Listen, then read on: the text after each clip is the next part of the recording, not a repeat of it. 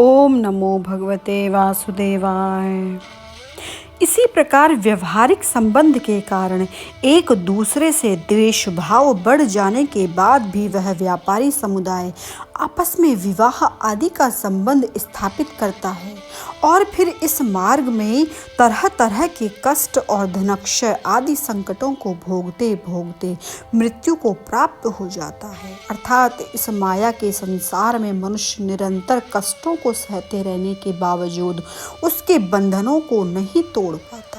साथियों में से जो मरते जाते हैं उन्हें जहां का तहां छोड़कर नए जन्मे हुए को साथ लेकर वह बनजारों का समूह निरंतर आगे ही बढ़ता रहता है।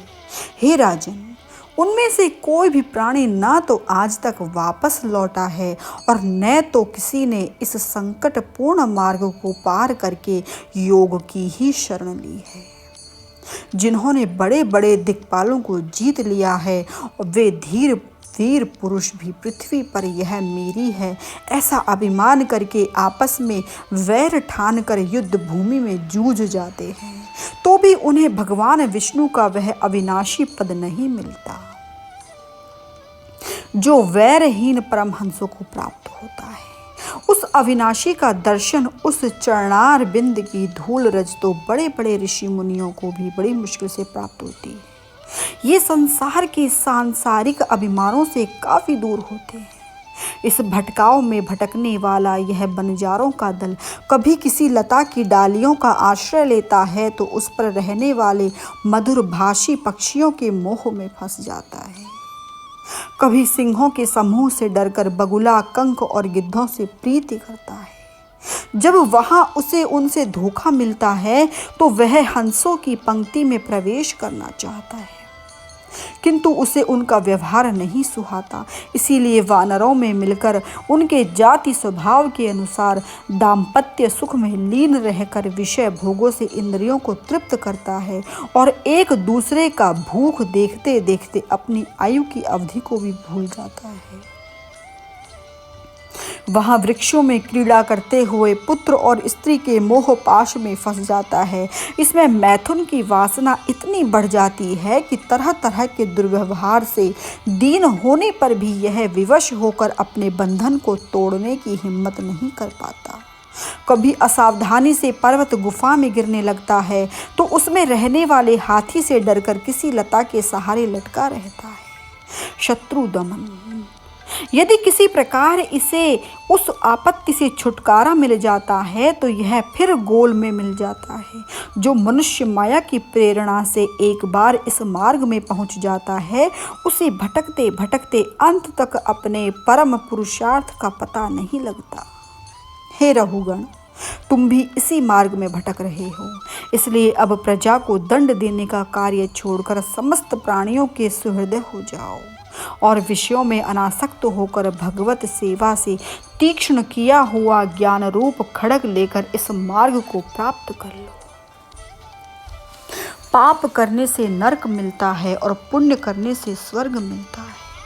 यह स्वर्ग नरक का प्रलोभन या भय हमें इसीलिए बताया गया है। जो कर्म करने से नरक मिलता है उस कर्म का त्याग कर दो और जिस कर्म से स्वर्ग मिल रहा है वह कर्म हमें करना चाहिए। हमारे कर्म की शुद्धि के लिए यह बात बताई गई है। बाकी तो भगवान जाने कि नरक स्वर्ग क्या चीज है, पर हम जानते हैं कि माथा भारी रहेगा तो नीचे जाओगी और बिना अहंकार यदि खाली रहेगा तो ऊपर जाओगी। पाप और पुण्य की व्याख्या महात्माओं ने यही की है कि धर्मशास्त्र में जो लिखा गया है कि ऐसा जीवन जियो तो यह पुण्य है और इसके विरोध में चलो तो यह पाप है। बस हमें इसे ही मानते हैं। पाप नहीं करना वही पुण्य है।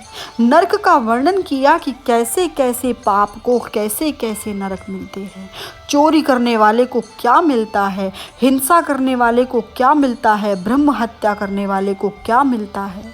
इस प्रकार विविध प्रकार के नरकों का वर्णन आया है और श्रीमद् भागवत में सब वर्णन करके रघुगण जी महाराज को मुक्ति दिलवा दी और साथ में जड़ भरत जी महाराज की भी मुक्ति हो गई। यह पंचम स्कंद की समाप्ति होती है।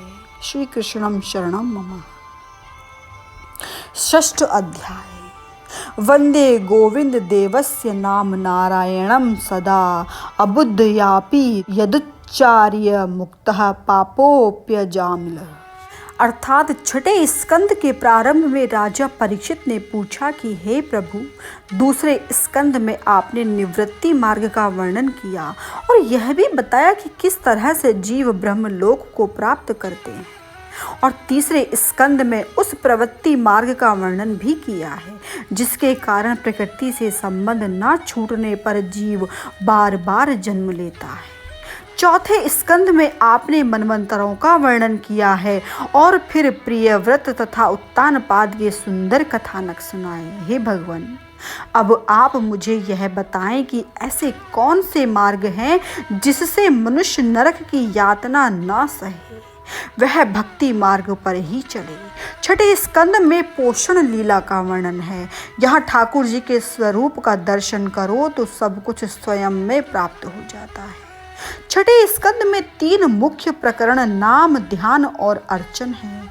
प्रारंभ में भगवान के नाम की महिमा गाई गई है, इसके बाद ध्यान प्रकरण आया है और अंत में अहम और ममता के त्याग का प्रसंग है। इसीलिए अंतिम 2 अध्याय मुख्य हैं। परीक्षित महाराज ने शुकदेव जी से सवाल पूछा, हे प्रभु, आपने निवृत्ति मार्ग की तो मुझे संपूर्ण कथा सुनाई, अब प्रवृत्ति मार्ग की कथा भी सुनाइए। तो प्रवृत्ति मार्ग की कथा सुनाते हैं। परीक्षित ने एक और उत्तम सवाल किया, महाराज, यह जड़ भरत जी ने भटाटवी का वर्णन और नरक का जो वर्णन किया है, यह वर्णन सुनकर ही मेरे तो रोए खड़े हो गए। डर के मारे कि जीव पाप करता है पर पाप का फल नहीं चाहता, पुण्य तो चाहते हैं तो पुण्य करते नहीं। हमें तो पाप करने पर नरक में जाना तो पड़ेगा ही, तो कुछ ऐसा उपाय बताइए कि पाप करने के बाद भी नरक में जाना न पड़े। महाराज, यह सवाल परीक्षित का नहीं, यह तो हमारा सवाल है। कोई कह सकता है कि भाई हमने कभी पाप किया ही नहीं। बाइबल में भी एक प्रसंग आता है, एक बार यीशु जेरूसलम आए, कुछ भीड़ थी बाजार में, लोग हल्ला मचा रहे थे, शोर बहुत हो रहा था। यीशु ने आकर देखा कि क्या बात है, क्या हो रहा है। तो सब लोग हाथों में पत्थर लेकर खड़े थे। तो किसी ने कहा, यह जो भाई सामने दीवार पर खड़ा है ना, उसको हम मार मार कर मृत्यु दंड दे देंगे। बोले क्यों? उन्होंने अपनी पत्नी के साथ गैर व्यवहार किया है, उसको धोखा दिया है, तो पत्थर मार कर हम उनको सजा देंगे, मारेंगे उसको हम। ओह, उसने पाप किया है इसलिए तुम मारने के लिए तत्पर हो। यीशु ने उस भाई के पास जाकर सब लोगों की तरफ देखकर कहा, इस भाई को पत्थर वही मारेंगे जिसने इस जिंदगी में कोई पाप ही ना किया हो। हम कितने पवित्र हैं यह तो हमारी आत्मा जाने और परमात्मा जाने। हमें कोई अधिकार नहीं कि दूसरे व्यक्ति को पापी कहें, उनको अधम कहें, अस्पृश्य कहें। तुम्हारा छोटा बेटा बच्चा जब आंगन में खेल रहा है तो कोई आदमी वहां से निकलकर उसे तुच्छ कहे, 2-3 गालियां दे, तो तुम्हें कैसा लगेगा? कौन आया है भाई मेरे बेटे को कहने वाला? न जाने कितनी गालियां तुम शुरू कर दोगे। कोई बाप, कोई माँ बर्दाश्त नहीं कर सकता कि यदि कोई उनके बच्चे का अपमान करे। जब आप और हम लोग किसी को अछूत कहें, अस्पृश्य कहें, तो जगत का जो बाप है उसको कैसा लग रहा होगा। सब उसी के तो बच्चे हैं। हमारा क्या अधिकार है कि हम दूसरों को कुछ कहें, छूत कहें, अछूत कहें? न्यायाधीश बनना हमारा काम नहीं है, हमें केवल अपना काम करना है। हो सके तो सबको समान समझना है। हमारे महात्माओं ने बहुत कोशिश की, पर यह समाज से नहीं हो जाएगा, यह बीमारी रहेगी ही, कोई हटा नहीं सकेगा। कलयुग का प्रभाव आ गया है। महाराज, पाप करने के बाद कोई ऐसा उपाय बताओ कि हमें नरक में ना जाना पड़े। तो पहले तो परीक्षित को कर्म का सिद्धांत समझाया। देखो परीक्षित, पाप पाप है और पुण्य पुण्य है, लेकिन कर्म का सिद्धांत यह कहता है कि यदि तुमने 5 पुण्य किए और 2 पाप किए तो 5 में से 2 निकाल कर जो 3 बचते हैं वो 3 तुम्हें मिले। ऐसा गणित नहीं चलता यहाँ। पाप पाप है, लेकिन यदि नरक से बचना है तो मन, वचन और कर्म से प्रायश्चित करें और मुक्त हो जाएं। शास्त्र में हर एक प्रकार के प्रायश्चित बताए गए हैं, जैसे जब तक अज्ञान है तब तक वासना नहीं मिटती है, और कर्म के कारण ही कर्म का नाश नहीं होता भाई, और जो कर्म का अधिकारी है वह अज्ञानी है।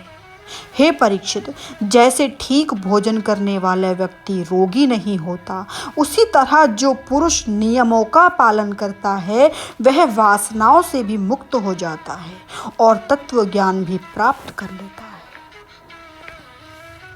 आज कलयुग में लोग प्रायश्चित नहीं कर सकते, और यदि कर सकते हैं तो उनका मन इतना प्रबल नहीं कि पीड़ा सहने की शक्ति आज लोगों में हो। ऐसा धैर्य नहीं रहा आज।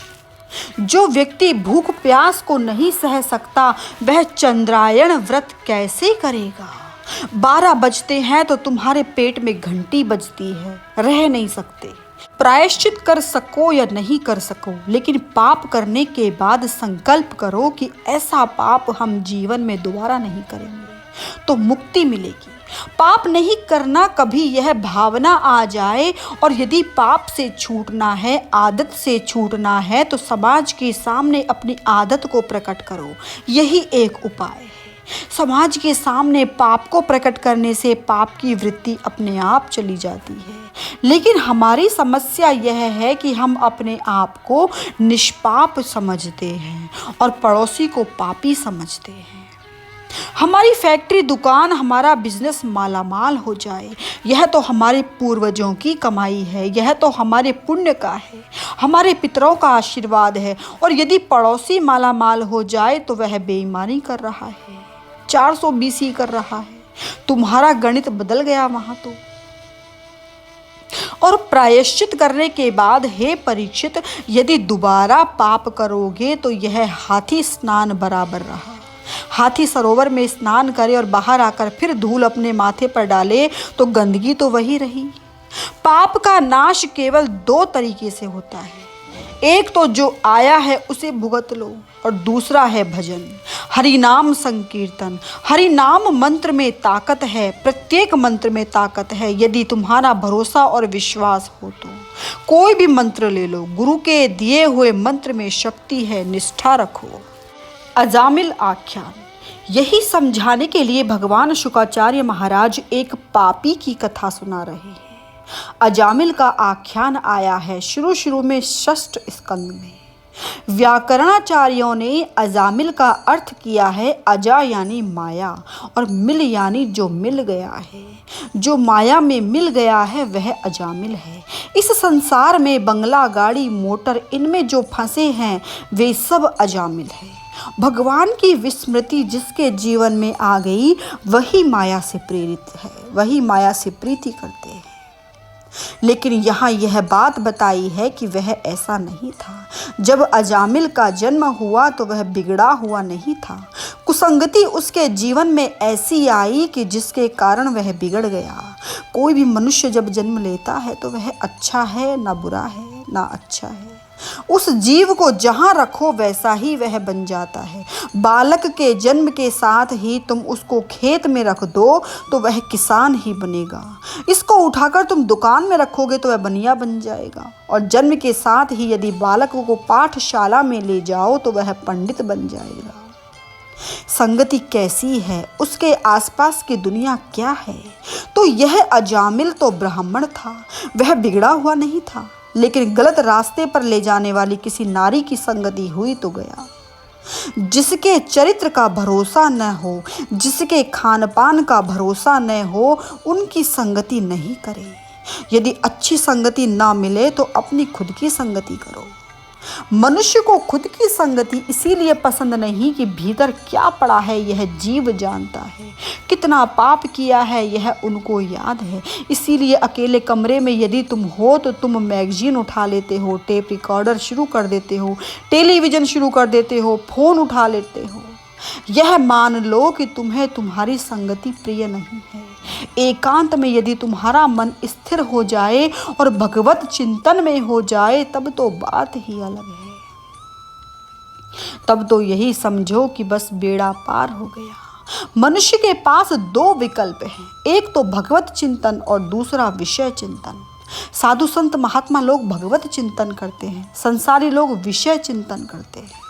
जिसकी चित्त वृत्ति निर्मल हो गई, अमन हो गई, चमन हो गई, उन्हीं की संगति करो। कन्नौज में यह अजामिल रहता है। कन्नौज में क्या बनता है? कन्नौज में इत्र होता है।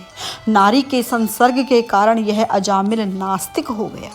एक बार साधु संत महात्मा आए तो उनको भोजन कराने की इच्छा इस बाई को हुई। अजामिल जब आया और उसने देखा कि मेरे घर में, मेरे आंगन में साधु संत भोजन कर रहे हैं, साधु संतों को देखकर उसका दिमाग बिगड़ पड़ा। पत्नी देख रही है और अजामिल चिल्ला रहा है कि साधु संतों को निकालो। साधु संतों ने कहा कि देखो, हमने प्रसादी तो पाई, हमें थोड़ी दक्षिणा भी दे दो तो तुम्हारा धर्म का काम पूरा हो जाएगा। अजामिल बोला, मैं पैसा नहीं दूंगा। अजामिल, हमने पैसा कहाँ मांगा है? हमने एक वचन मांगा है, एक वचन ही दे दो। कौन सा वचन? तेरी पत्नी का 10वां गर्भ है, पुत्र का जन्म होने वाला है। यदि कुछ देना है तो इस बालक का नाम नारायण रखना, यही हमारी गुरु दक्षिणा है। साधु भूखा भाव का, अन्न धन का भूखा नहीं।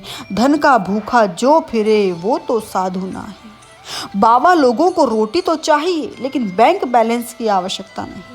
मुझसे भी पूछा था किसी ने, हमारे पास तो जो है उसको लेने वाला कोई ही मिलता है। हमारे पास आओ तो यह चीज पालो। पायो जी मैंने राम रतन धन पायो।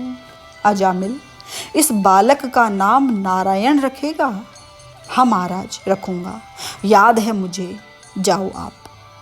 क्या नाम रखेगा? बोला नारायण। इस प्रकार 3 बार अजामिल से नारायण शब्द का उच्चारण करवाकर साधु संतों ने उसे नारायण नाम की दीक्षा दे दी। जिसके घर की रोटी खाए तो साधु कुछ न कुछ देकर तो जाएगा ही, लेकर नहीं जाएगा। साधु संत तो चले गए। 10वां मास जब पूरा हुआ तो वहां एक पुत्र का जन्म हुआ। इसका नाम नारायण रखा गया और मन ममता में बस गया। धीरे धीरे यह नारायण बड़ा होने लगा और अपने घुटने के बल पर चलने लगा। नारायण, बेटा वहां नहीं जाना, गिर जाएगा। नारायण, यह नहीं करना। नारायण, इधर आओ। नारायण, चलने लगा तो नारायण, मेरी टोपी लगाओ तो नारायण, जल लाओ, बस नारायण ही नारायण। जीव नारायणमय हो गया। अच्छे नाम रखने में भी फायदे हैं। पहले जमाने में मुकुंद, मुरारी, माधव, गोविंद, दामोदर ऐसे ही नाम रखते थे कि बालक का नाम उच्चारण करने के साथ ही साथ प्रभु का भी सत्संग हो जाता था। और आजकल तो नाम समझ में ही नहीं आती। लंदन में तो ऐश लगा देते हो तो भगवान का नाम भी लगता है और हिंदुस्तानी भी लगता है, मार्केश। ऐश निकल गया तो मार्क रह गया। अच्छा नाम रखो, नारायण। नारायण हो गया बस। अंतिम समय अजामिल के लिए भी आया। मृत्यु सैया पर सोया हुआ है। यह शरीर विविध प्रकार के दरिद्र का घर होता है। अंतिम सांस ले रहा है। नियत समय पर यमराज ने अपने दूतों को भेज दिया, जाओ उस पापी को लाओ, नास्तिक को लाओ। विविध प्रकार के अस्त्र शस्त्र लेकर यमदूत आए। ऐसी कथा है कि अंतिम समय जीव को जो लेने आता है उसका दर्शन होता है उसे कि कौन लेने आया है। यमदूतों को देखकर वह अजामिल भयभीत हो गया। डर के मारे, नारायण बेटा मुझे बचाओ, नारायण। जब वह नारायण शब्द इस प्रकार बोला तो नारायण बैकुंठ वाले ने यह सुन लिया और अपने पार्षदों को भेजा कि जाओ, अजामिल मुझे पुकार रहा है, उसे बचाओ। भगवान के पार्षद दौड़कर आए और यमदूतों की खूब पिटाई की। हटो, यह हमारा है, इनको हम लेने आए। यमदूतों ने कहा, यह तो घोर पापी है, नास्तिक है, यह तो नरक के लायक है। नहीं, उन्होंने नारायण का नाम लिया है। यमदूतों ने कहा, यह तुम्हारा बैकुंठ वाला नारायण नहीं, उनका बेटा जो चारपाई पर बैठा है वही नारायण है। भगवान के पार्षदों ने कहा कि देखो भाई, बैकुंठ का संविधान यही कहता है कि पहला अधिकार नारायण नाम पर हमारे नारायण का है। तो किसी के भी भाव से लिया गया हो तो प्रभु इसको स्वीकार करते हैं।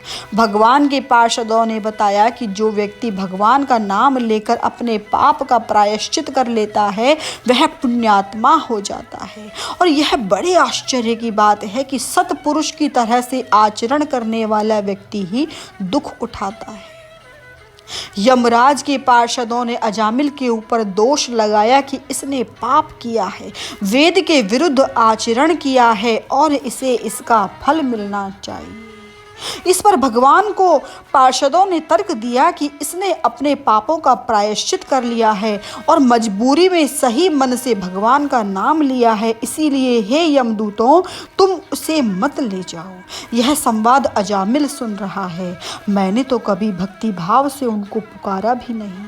मैंने अपने पुत्र को नाम से पुकारा तो बैकुंठ वाले ने मुझे बचा लिया। हाय हाय, मेरी जिंदगी ऐसे ही चली गई। हाथ में आए हुए समय को गंवाना मत। जैसे घट में छिद्र हो और पानी टपक टपक कर बहता जाए, उसी प्रकार से अपनी और हमारी आयु बहती जाती है और गया हुआ समय कभी वापस नहीं मिलता। स्वर्ण से भी अधिक कीमती समय है। स्वर्ण तो हम खरीद सकते हैं पर समय को कोई नहीं खरीद सकता। अजामिल को प्रायश्चित हुआ और प्रायश्चित की अग्नि में उनका सारा पाप जल गया। अजामिल का जीव ले गया ऊपर। यहाँ यमदूत यमराज के पास आए और कहा, महाराज, एक तो हम आपकी नौकरी करते हैं और ऊपर से हमारी पिटाई होती है। यमराज ने पूछा, क्या बात है, क्यों चिल्ला रहे हो? बोले, महाराज, अजामिल को लेने गए तो भगवान विष्णु के पार्षदों ने हमको मारा। जरा आप बताइए कि कहाँ हमें जाना चाहिए और कहाँ नहीं जाना चाहिए। यमराज ने यमदूतों से कहा, देखो, जिसके घर में तुलसी का पौधा हो, जिसके गले में तुलसी की माला हो, कंठी हो, जिसके घर में जमुना महारानी हो, जिसके घर में श्रीमद् भागवत का नित्य पाठ हो, रामायण का नित्य पाठ हो, गीता का पाठ हो, तो उस घर में कभी नहीं जाना। उस जीव पर तुम्हारा अधिकार नहीं है। अजामिल प्रकरण से हमने यह देखा कि परमात्मा के नाम में क्या महात्म्य है। परीक्षित महाराज ने आगे सवाल किया, महाराज, स्वर्ग का सृजन जो ब्रह्मा जी कर रहे थे तो सृष्टि आगे कैसे बढ़ी, यह जरा मुझे बताइए। प्रचेताओं का वृक्ष की कन्या मारिशा के साथ लग्न हुआ तो उनके घर दक्ष प्रजापति का जन्म हुआ। जो असली दक्ष प्रजापति है, जिनको बकरी का मस्तिष्क मिला था, उन्होंने शर्म के मारे उस शरीर का त्याग करके दोबारा जन्म लिया है। उन्हें हुक्म दिया गया कि दक्ष प्रजापति, तुम सृष्टि बढ़ाओ। दक्ष प्रजापति के मन में यह विचार आया कि भगवत कार्य करने से पहले भगवत प्राप्ति आवश्यक है। अघमर्षण तीर्थ में आकर हंस स्रोत से भगवान की उन्होंने स्तुति की। अघमर्षण, अघ यानी पाप, मर्षण यानी नाश करने वाला। जिस जगह पर तुम्हारा पाप क्षीण हो जाए वह अघमर्षण है। यही आकर प्रजापति ने भगवान की स्तुति की। आदि पुरुष ने याद किया नारायण को और नारायण ने प्रकट होकर हुक्म दिया कि जाओ, सृष्टि को आगे बढ़ाओ।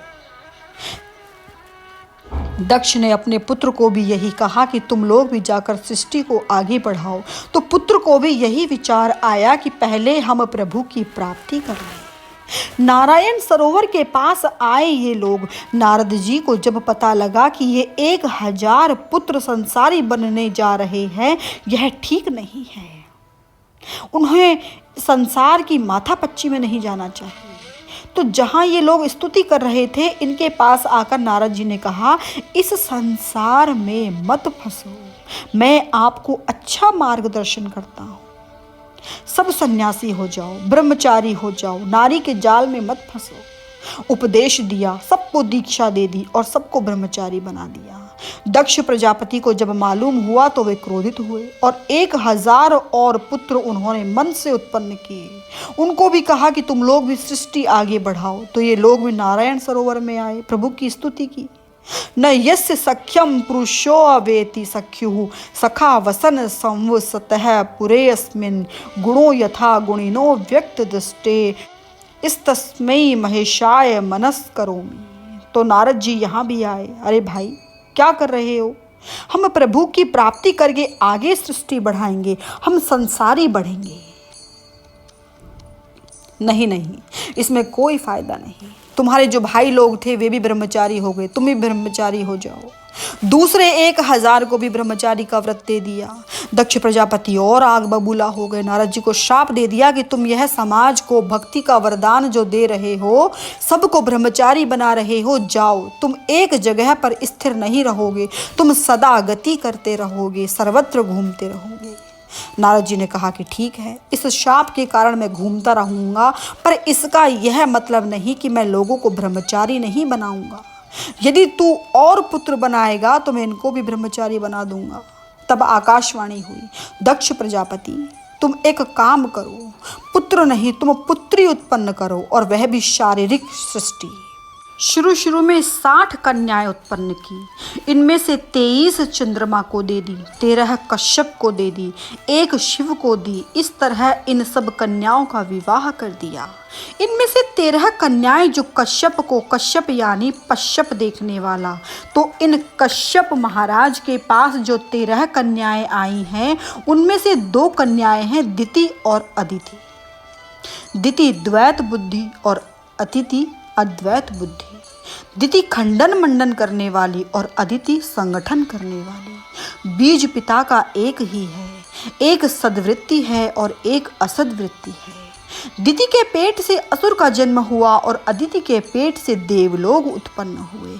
ये देवता और दानव भाई भाई है, लेकिन आपस में लड़ते झगड़ते हैं। देवताओं के गुरु हुए बृहस्पति और दानवों के शुक्राचार्य महाराज। स्वर्ग मिला इंद्र को और वहां जाकर स्थापित हुए। एक बार गुरु महाराज आए, बृहस्पति गुरु आए और उनका सम्मान करने के लिए इंद्र अपनी गद्दी से खड़े नहीं हुए। अभिमान हो गया कि मैं स्वर्ग का राजा हो गया हूं, अब मुझे किसी जरूरत नहीं। गुरु का अनादर किया, गुरु का अपमान किया और गुरु ने कहा, इंद्र तुझे इतना अभिमान, जा तू संपत्ति से भ्रष्ट हो जाएगा, इस पदवी से भ्रष्ट हो जा। दानवों को जब पता चला तो उन्होंने चढ़ाई की और जीत गए। देवता लोग तो दर दर के भिखारी हो गए। अब क्या करें? अब आती है विश्वरूप की कथा। किसी ने कहा कि त्वष्टा का पुत्र है विश्वरूप, वह गुरु बनने के लायक है, उनको गुरु बनाओ। देवताओं ने विश्वरूप को गुरु बनाया। विश्वरूप विश्व यानी विष्णु। यह व्यक्ति ऐसा है कि जहाँ देखता है उसको हरि का ही दर्शन होता है, प्रभु का दर्शन होता है। गुरु महाराज हमें ऐसी विद्या दो, ऐसा आशीर्वाद दो कि हमें हमारा स्वर्ग वापस मिल जाए। गुरु से यही मांगा। विश्वरूप ने इंद्र को नारायण कवच पहनाया। कवच यानी बख्तर। योद्धा जब युद्ध करने जाते हैं तो बख्तर पहनकर जाते हैं। यही कवच पहनकर इंद्र ने दानवों को पराजित कर दिया और दोबारा प्रस्थापित किया। लेकिन हुआ यह कि विश्वरूप के जो नाना थे वे असुर थे।